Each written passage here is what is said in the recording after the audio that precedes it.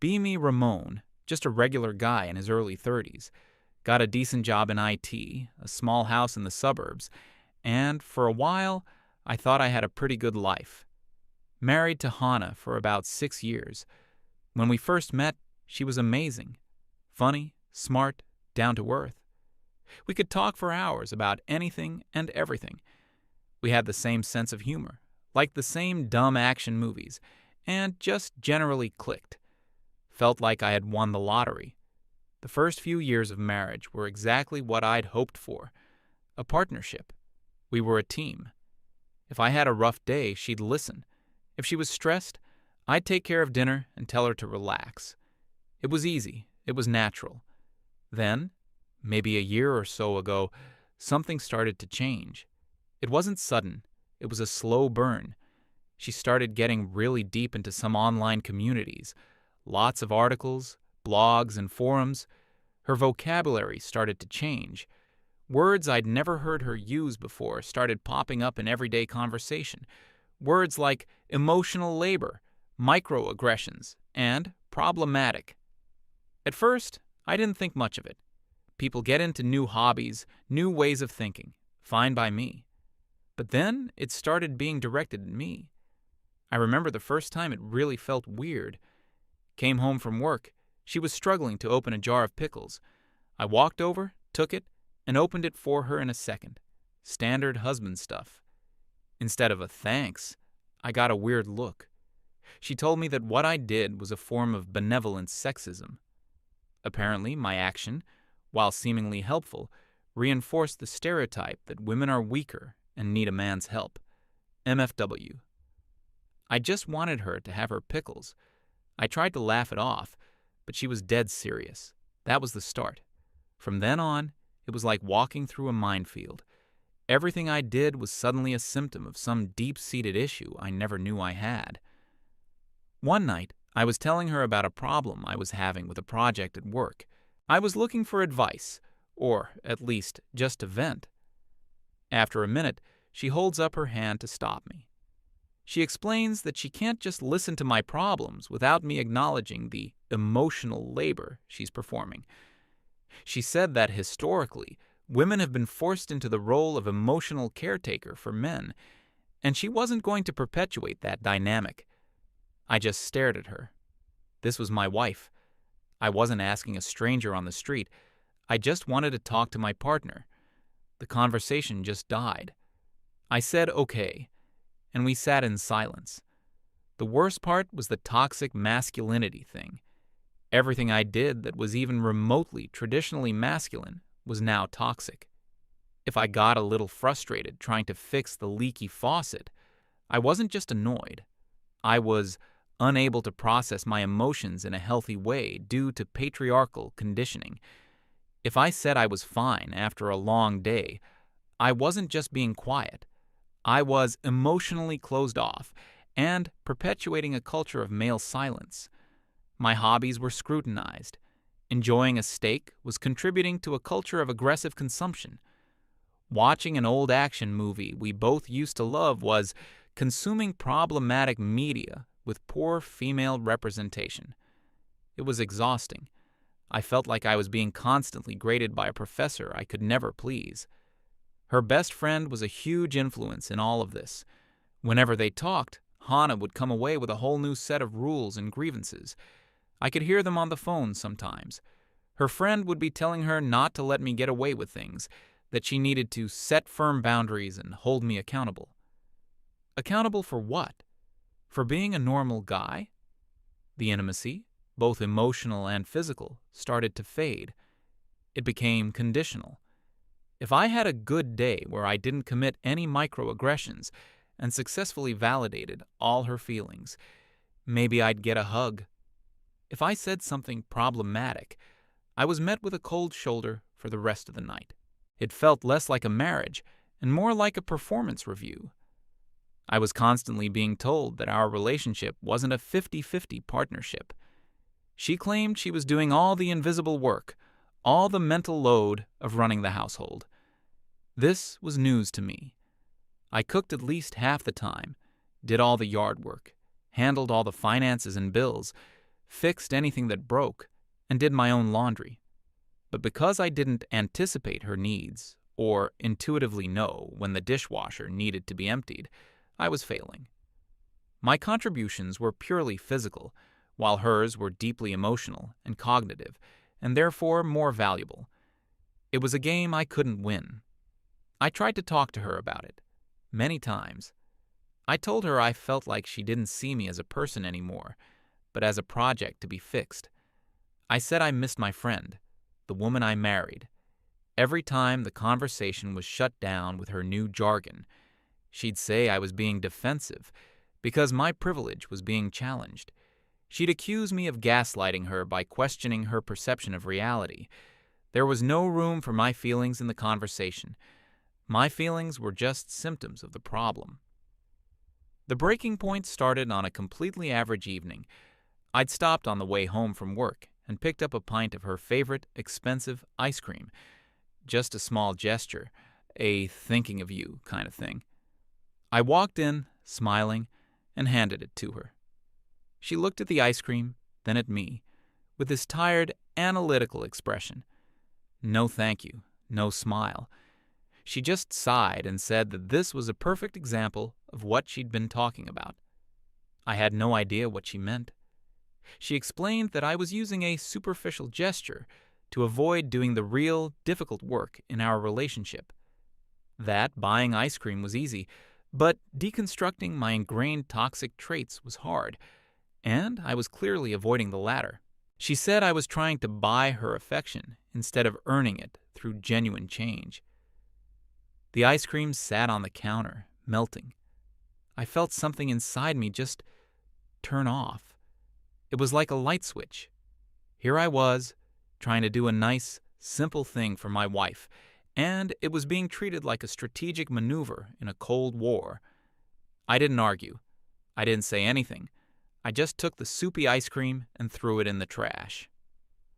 For the next couple of days, there was a strange quiet in the house. I was polite, but distant. I stopped trying. I just went to work, came home, ate dinner, and went to bed. I was done playing the game. Hannah seemed to notice the shift, but instead of seeing it as a result of her own actions, she saw it as further proof that I was the problem. I overheard her on the phone with her friend again. She was saying I'd become completely withdrawn and unresponsive. Her friend's advice was clear. She said Hannah needed to stop giving me vague requests and create a clear, unambiguous framework for improvement. A contract with measurable goals and consequences. My blood ran cold hearing that. A few days later, she approached me.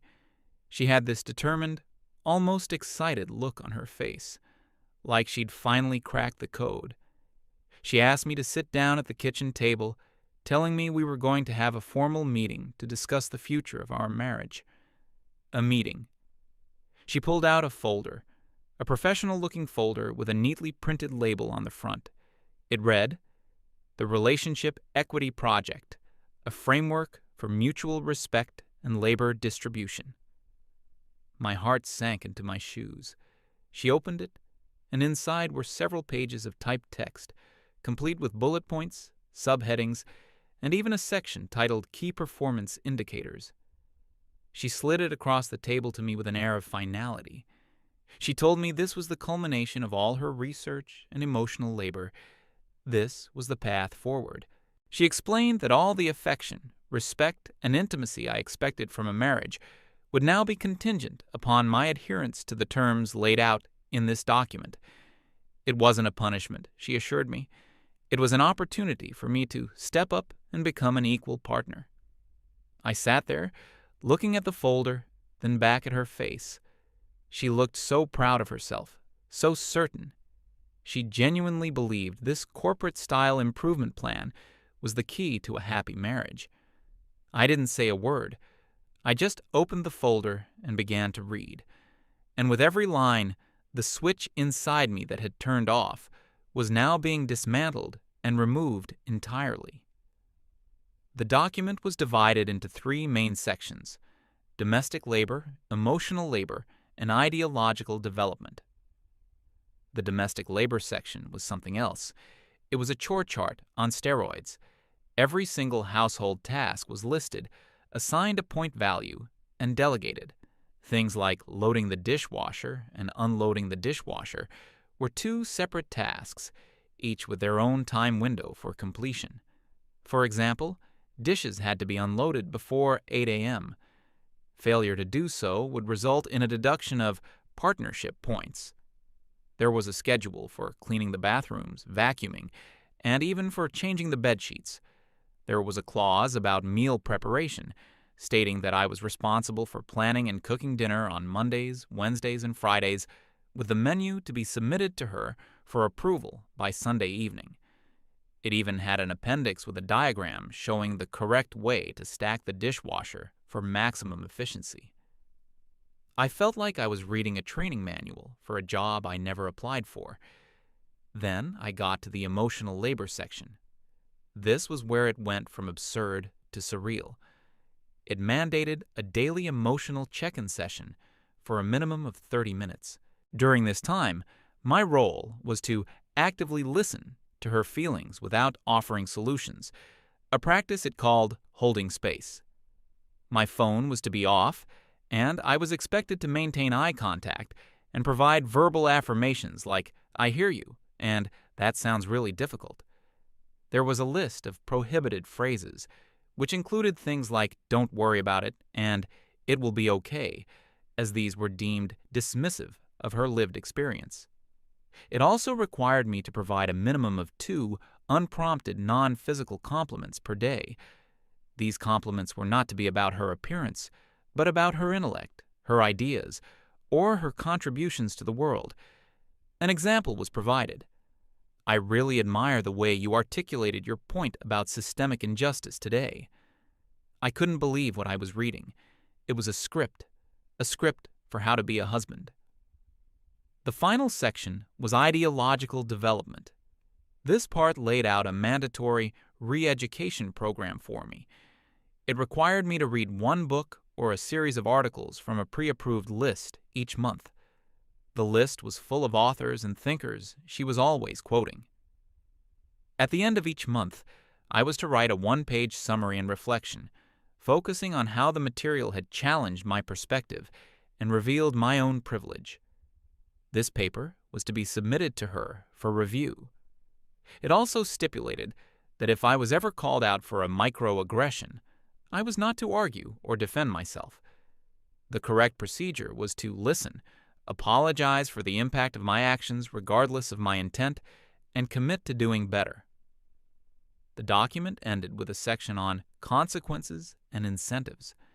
It stated clearly that failure to meet the weekly partnership point quota would result in the suspension of marital privileges. These privileges included things like her cooking my favorite meals, watching movies of my choice, and all forms of physical intimacy. On the other hand, exceeding the quota would result in positive reinforcement, which was described in vague, non-committal terms. I finished reading and slowly closed the folder. My mind was strangely calm. There was no anger, no sadness, just a profound and final sense of clarity. This wasn't a cry for help. It wasn't a misguided attempt to communicate. This was a business proposal. She had unilaterally dissolved our marriage and was now offering me a position as a subordinate employee. My role was to perform a list of tasks, and in return, I would be compensated with the basic affection and respect that was supposed to be the very foundation of our relationship.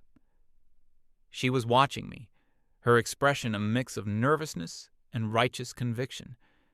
She was waiting for me to argue, to get angry, to start negotiating terms. I think that's what she wanted.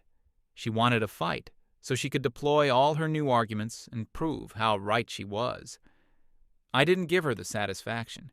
I just looked at her, then at the folder. I said, "I need some time to process this. It's a very thorough document." My calmness seemed to unnerve her. It wasn't the reaction she was prepared for. She nodded slowly, telling me to take all the time I needed, but that the new framework would officially go into effect on Monday morning. That gave me the weekend. I went into my home office and closed the door. I didn't rage. I didn't punch a wall. I just sat at my desk and thought. I thought about the man I was 5 years ago, so happy and full of hope on my wedding day. I thought about the woman she used to be, the one who would have laughed hysterically at a document like this. That woman was gone, and in her place was a manager, an ideologue, a warden. My friend, the one I had married, had been replaced by a stranger. I knew I couldn't live like this. I couldn't perform for affection. I couldn't contort myself into the shape of this politically correct ideal she had in her head. It would kill my soul. Living in a house where love was a transaction was a far lonelier prospect than living alone. I called my one friend from work, the one I trusted. I didn't even have to explain the whole thing. I just read him a few bullet points from the contract. First, he was silent. Then he let out a low whistle. He told me what I already knew, but needed to hear from someone else. He said this wasn't a relationship anymore. It was a hostage situation, where the only hostage was my dignity. He didn't tell me what to do. He just said, "Whatever you decide, man, I've got your back, and a spare couch if you need it." That was all I needed. The decision was made. I spent the rest of that evening and the next day acting completely normal, or what passed for normal in our house now. I was quiet, agreeable. Hannah took this as a sign that I was coming around, that I was accepting my new reality. I could see the relief on her face, the smugness. She thought she had won. She thought she had successfully renegotiated the terms of our relationship entirely in her favor. On Saturday, while she was on a long video call with her friend, no doubt celebrating her victory, I started to prepare. I packed a bag. Not everything, just the essentials. Clothes for a week, my work laptop, important documents. A few sentimental items that she wouldn't notice were gone right away. I moved it all into the trunk of my car. I went online and found a short-term apartment rental, one that was furnished and available immediately. I paid the deposit. I went to the bank and withdrew half of the money from our joint savings account, transferring it to my personal account. Every action was calm, methodical, deliberate. It didn't feel like I was ending my marriage. It felt like I was executing an escape plan. On Sunday evening, she was positively beaming. She made a nice dinner, which I now realized was probably a positive reinforcement incentive for my perceived compliance. She talked excitedly about Monday, about how it was the first day of our new, honest, and truly equitable life together. I just nodded and ate my food. I felt like a spy behind enemy lines, hours away from my extraction. That night, I barely slept. I just lay there, looking at the ceiling, thinking about the absolute absurdity of it all. How did we get here? How did a loving partnership devolve into a corporate performance plan? But I knew chasing those questions was pointless. The why didn't matter anymore. All that mattered was the what now, and what now was me leaving. I was choosing to opt out of the game entirely. I wasn't going to play by her rules. I wasn't going to negotiate them. I was just going to flip the board over and walk away. I felt a strange sense of peace. For the first time in a long time, I wasn't anxious or resentful. I was in control of my own life again. The power she had held over me, the power to deem me good or problematic, was about to evaporate, because I was no longer seeking her approval, and a judge with no one to judge has no power at all. I woke up before my alarm on Monday morning. The house was still dark and quiet. For a moment, I just lay there, and a wave of sadness washed over me. This was it. The end of my marriage. The end of the life I thought I was building. But the sadness was quickly replaced by a cold, hard resolve. This wasn't the life I thought I was building. This was a demolition site, and I was just getting out before the whole thing came down on top of me. I got up, showered, and got dressed for work. A suit and tie, armor. I walked into the kitchen at exactly 6:25 a.m. Hannah was already there, sitting at the table. She had a cup of coffee in one hand and a pen in the other. The folder was open in front of her, turned to the first page of the schedule. She looked up at me and gave a bright, business-like smile. It didn't reach her eyes. She looked me up and down, taking in my work clothes. A flicker of confusion crossed her face. She tapped the paper with her pen. She said, "Good morning. You're a little early. But that's great. Eagerness is a positive sign." She pointed to a bullet point. "As you know, the first item is 6:30 a.m., preparation of the morning meal. According to the approved menu in Appendix B, today is avocado toast with poached eggs."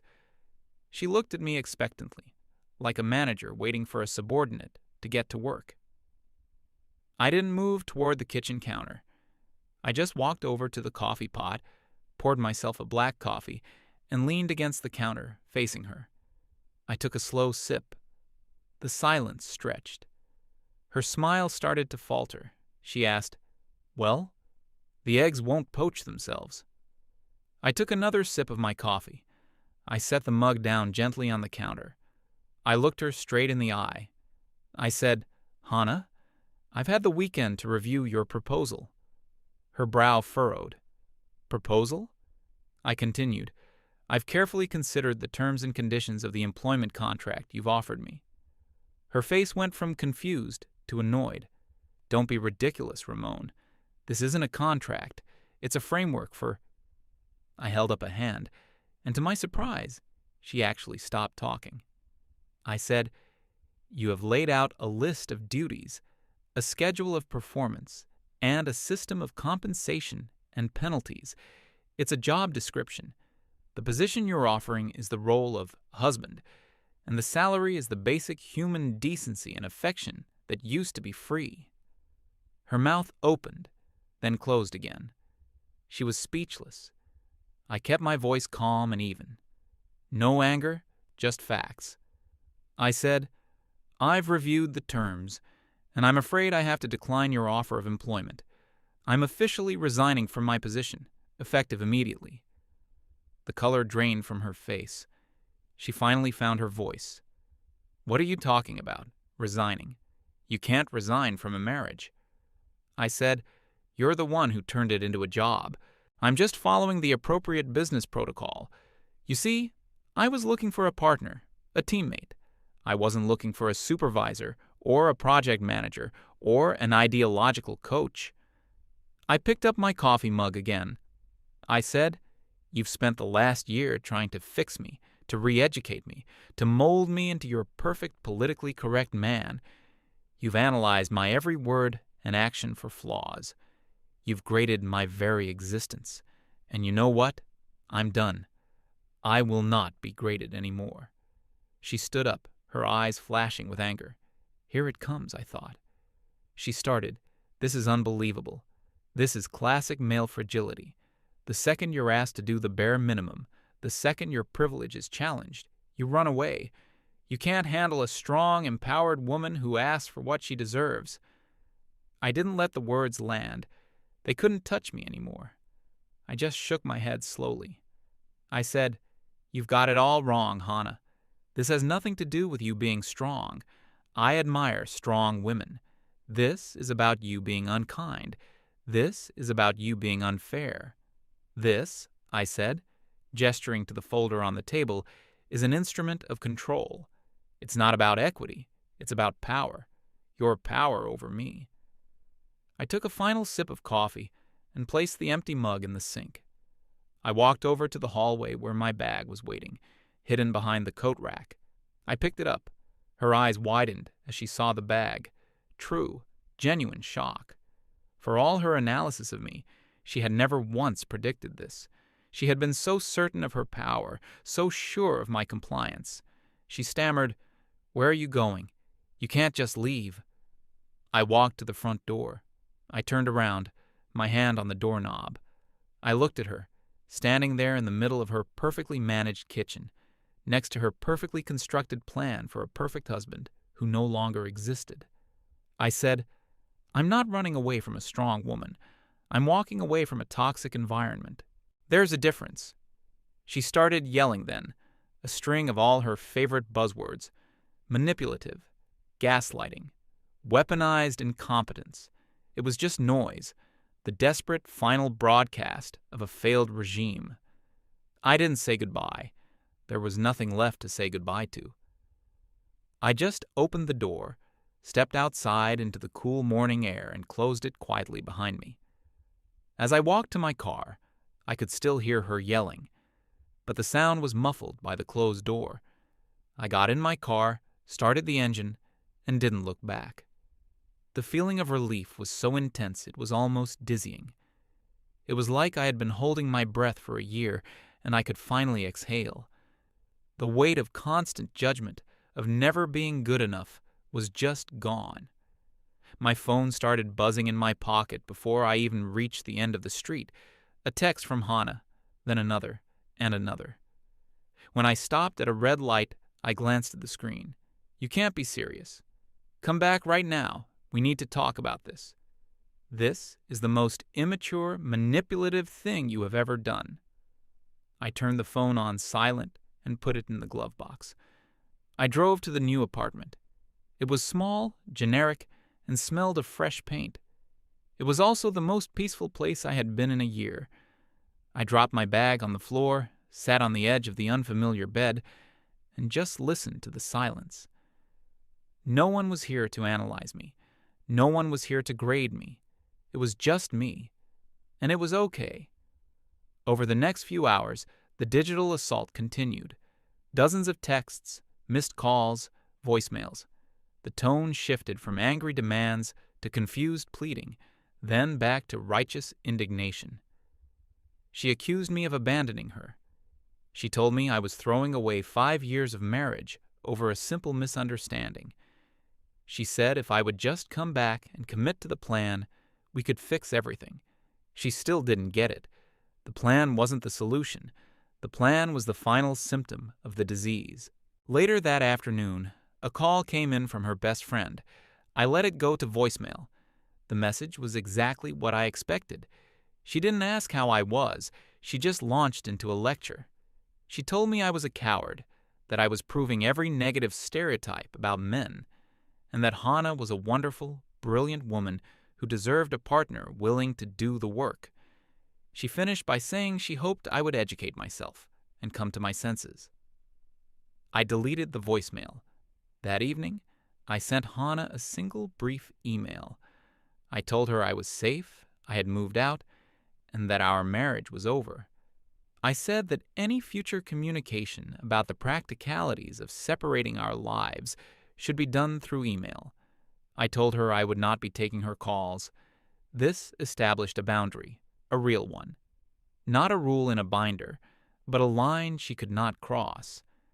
Her reply was a novel-length email detailing all the ways I had failed her, not just today, but for our entire relationship. It was a masterpiece of revisionist history, painting her as the long-suffering victim and me as the emotionally stunted villain. I didn't reply. I just forwarded it to the divorce lawyer I had already found online. The weeks that followed were a strange mix of painful and liberating. Sorting out the logistics of a divorce is never fun, but every email exchanged, every form signed, was another step away from that life. Hannah tried a few more tactics. There was the email where she tried to appeal to my sense of guilt, talking about how lonely she was and how all her friends were worried about her. There was the email where she tried to bargain, suggesting we could rework the framework together to make it more collaborative. She was still trying to get me to negotiate the terms of my own subjugation. I refused to engage on that level. My replies were always polite, brief, and focused only on the legal and financial aspects of the separation. I was a gray rock. There was nothing for her emotional hooks to latch onto. The most telling moment came when we had to meet briefly to sign some papers with a notary. It was the first time I'd seen her in person since that morning. She looked tired. She tried to talk to me before the notary arrived. She said, "I just don't understand. I did everything right. I read all the books. I followed all the advice. I created a perfect system for a healthy relationship." And that was it. That was the core of it all. She didn't see a relationship as a connection between two people. She saw it as a system to be optimized. I was just a variable that had failed to conform to her algorithm. I looked at her and felt for the first time not anger or sadness, but a profound sense of pity. I said, "People aren't systems, Hannah. Love isn't a project plan." She just shook her head, like I was speaking a language she couldn't comprehend. The divorce was finalized a few months later. It was clean and relatively quick, mostly because I didn't fight over anything. I just wanted out. She could have the house, she could have the furniture. I just wanted my freedom. And I got it. Life is different now. It's quieter. I've been on my own for a while. I've rediscovered things I used to enjoy. I can sit on my couch and watch a dumb, explosion-filled action movie from the 90s without having to listen to a lecture about its problematic portrayal of gender roles. I can cook a steak without being accused of performing aggressive masculinity. I can have a bad day and just be quiet, without being diagnosed as emotionally repressed. I heard through a mutual acquaintance that Hannah has doubled down. She tells everyone who will listen that her marriage ended because her ex-husband was too fragile to handle being in a relationship with a truly conscious and empowered feminist. She frames my departure as the ultimate proof that her theories about toxic masculinity are correct. And you know what? I'm fine with that. Let her have her narrative. Let her be the hero of her own story. Because I know the truth. I didn't fail her test. I refused to take it. I'm not perfect, and I never will be. But I'm a good man. And I deserve a partner who sees me as a person, not a project. I'm not jaded. I haven't given up on the idea of finding someone. But I'm not in a rush. I've learned that being alone is infinitely better than being in a relationship that makes you feel lonely. I've learned that my peace is worth more than anything. She wanted me to complete a huge to-do list to earn her affection. Instead, I opted out entirely. And it was the best decision I ever made.